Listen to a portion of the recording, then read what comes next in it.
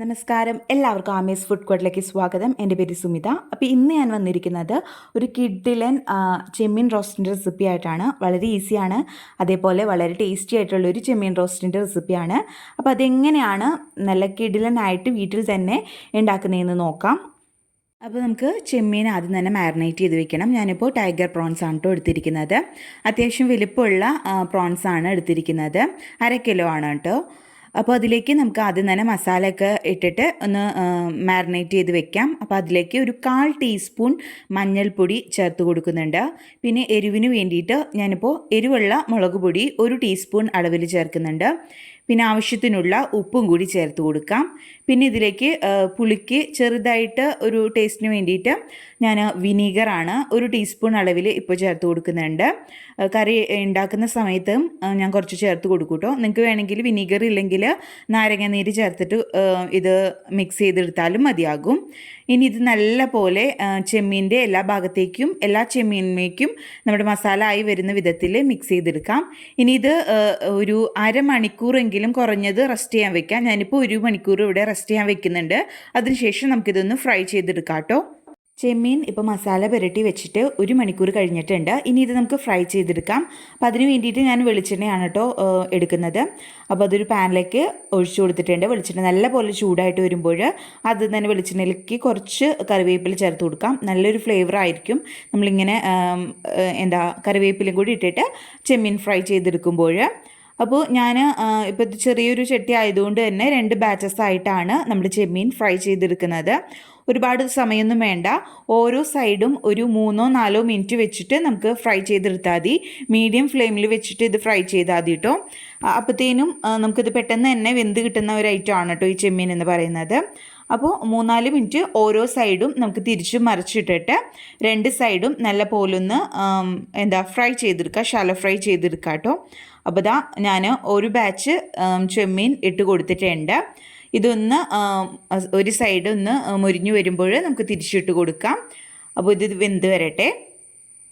അപ്പോൾ ഇതാ ഇപ്പോൾ ഒരു 4 മിനിറ്റ് കഴിഞ്ഞിട്ടുണ്ട്. നമുക്കിനി ഇത് തിരിച്ചിട്ട് കൊടുക്കാം കേട്ടോ. അപ്പോൾ ഒരു കുറഞ്ഞത് ഞാൻ പറഞ്ഞ പോലെ തന്നെ ഒരു അരമണിക്കൂറെങ്കിലും ഇത് മാരിനേറ്റ് ചെയ്തിട്ട് റെസ്റ്റ് ചെയ്യാൻ വെക്കണം. എന്നാലാണ് ആ മസാലയൊക്കെ നമ്മുടെ ചെമ്മീനിലേക്ക് പിടിച്ചിട്ട് കഴിക്കുമ്പോൾ നല്ല ടേസ്റ്റ് ഉണ്ടാവുള്ളൂ. ഇപ്പോൾ ഇതാ ഒരു സൈഡ് മുരിഞ്ഞു വന്നിട്ടുണ്ട്. നമുക്ക് ഇത് തിരിച്ചിട്ട് കൊടുക്കാം കേട്ടോ. കണ്ടില്ലേ, ഇതേപോലെ നമുക്ക് തിരിച്ചിട്ട് കൊടുക്കാം. തിരിച്ചും മറിച്ചിട്ടിട്ട് നല്ലപോലെ ഇത് ഫ്രൈ ചെയ്തെടുക്കാം. നല്ലപോലെ ഇപ്പോൾ ഫ്രൈ ആയി വന്നാൽ നമുക്കിത് നമ്മുടെ വെളിച്ചെണ്ണയിൽ നിന്ന് കോരി മാറ്റിയെടുക്കാം കേട്ടോ. അപ്പോൾ ഇതേപോലെ തന്നെ ബാക്കി ഉള്ള ചെമ്മീനും കൂടി നമുക്ക് ഫ്രൈ ചെയ്ത് മാറ്റാം. ഇനി നമുക്ക് നമ്മുടെ ചെമ്മീൻ റോസ്റ്റ് റെഡിയാക്കാം. അപ്പോൾ അതിന് വേണ്ടിയിട്ട് ഒരു മൺചട്ടിയാണ് എടുത്തിരിക്കുന്നത്. മൺചട്ടിയിലേക്ക് നമ്മൾ നേരത്തെ ഫ്രൈ ചെയ്ത് മാറ്റി വെച്ചിട്ട് നമ്മുടെ വെളിച്ചെണ്ണ ഉണ്ടല്ലോ, ചെമ്മീൻ ഫ്രൈ ചെയ്ത വെളിച്ചെണ്ണ, ആ ഒരു വെളിച്ചെണ്ണ തന്നെയാണ് ഒഴിച്ചു കൊടുത്തിരിക്കുന്നത്. അപ്പോൾ ചെമ്മീൻ ഫ്രൈ ചെയ്യാൻ വേണ്ടിയിട്ട് ഒരു 5 ടേബിൾ സ്പൂൺ വെളിച്ചെണ്ണയാണ് യൂസ് ചെയ്തിരുന്നത്. അപ്പോൾ നമ്മൾ ചെമ്മീൻ ഫ്രൈ ചെയ്തപ്പോൾ കുറച്ച് കുറഞ്ഞിട്ടുണ്ടായിരുന്നു. അത് കാരണം ഒരു 2 ടേബിൾ സ്പൂണും കൂടി ഞാനിപ്പോൾ എക്സ്ട്രാ നമ്മൾ ഈ ഒരു ചട്ടിയിലേക്ക് വെളിച്ചെണ്ണ ചേർത്ത് കൊടുക്കുന്നുണ്ട്. വെളിച്ചെണ്ണ നല്ല പോലെ ചൂടായിട്ട് വരുമ്പോൾ ഒരു പിടി കൈപ്പിടി അളവിൽ തേങ്ങാക്കൊത്താണ് കേട്ടോ അത് ചേർത്ത് കൊടുത്തിട്ടുണ്ട്. ഇനി ഇതിലേക്ക് നമുക്ക് സവാള, ചെറിയുള്ളി, പച്ചമുളക്, കറിവേപ്പിലൊക്കെ ചേർത്ത് കൊടുക്കാം. ഒരു ചെറിയ സവാള നീളത്തിലരിഞ്ഞത്, 3 പച്ചമുളക് നെടുകെ കീറിയത്, കുറച്ച് കറിവേപ്പില, ഒരു 15 ചുവന്നുള്ളിയോളം ചെറുതായിട്ട് കട്ട് ചെയ്തതും കൂടി ഇട്ട് കൊടുത്തിട്ടുണ്ട്. ഇനി ഇത് നല്ല പോലെ സോഫ്റ്റായിട്ട് നല്ല പോലെ വാടി വരുന്നത് വരയ്ക്കും നമുക്കിത് വഴറ്റിയെടുക്കണം. അപ്പോൾ നമ്മുടെ സവാളയൊക്കെ നല്ല പോലെ വാടി വരുന്നത് വരയ്ക്കും നമുക്ക് വെയിറ്റ് ചെയ്യാം. അപ്പോൾ ഇതാ നമ്മുടെ സവാളയൊക്കെ നല്ല പോലെ വാടി സോഫ്റ്റായിട്ട് വന്നിട്ടുണ്ട്. ഈ സമയം ഇതിലേക്ക് തക്കാളി ചേർത്ത് കൊടുക്കാം. ഒരു വലിയ തക്കാളി ചെറുതായിട്ട് കട്ട് ചെയ്തത് ചേർത്ത് കൊടുക്കുന്നുണ്ട്. അതേപോലെ തന്നെ ഇഞ്ചിയും വെളുത്തുള്ളിയും കൂടി ചതച്ചത് ഒരു വലിയ ടേബിൾ സ്പൂൺ അളവിൽ ചേർത്ത് കൊടുക്കുന്നുണ്ട് കേട്ടോ. അതും കൂടി ചേർത്തിട്ട് നല്ല പോലെ ഇനി തക്കാളിയൊക്കെ വെന്തുടഞ്ഞു വരണം. ആ ഒരു പരുവത്തിലായി വരുന്നത് വരയ്ക്കും ഇത് നമുക്ക് നല്ല പോലെ വഴറ്റിയെടുക്കാം കേട്ടോ.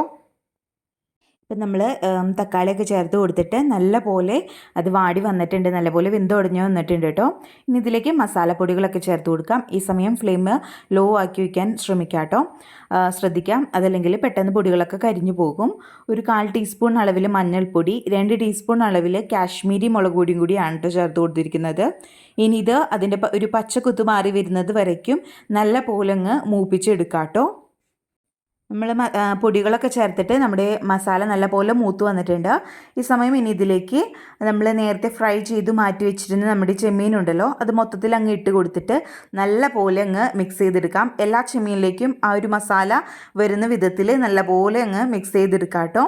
ഇനി ഇത് നമുക്കൊരു ലോ ഫ്ലെയിമിൽ വെച്ചിട്ട് ഒരു 3-4 മിനിറ്റ് നേരത്തേക്കൊന്ന് വേവിച്ചെടുക്കാം. അപ്പോൾ ഇത് നല്ലപോലെ ഒന്ന് തട്ടിപ്പൊത്തി വെച്ചിട്ട് മൂടി വെച്ച് വേവിക്കാം. അപ്പോൾ ഇനി നമുക്ക് നമ്മുടെ ചെമ്മീനൊന്ന് തുറന്ന് നോക്കാം. അപ്പോൾ ആ സൈഡിലൊക്കെ എണ്ണയൊക്കെ നല്ലപോലെ ഒന്ന് തെളിഞ്ഞ് വന്നിട്ടുണ്ട്. നമ്മളിതിലേക്ക് ഇനി ഗരം മസാലയാണ് കേട്ടോ.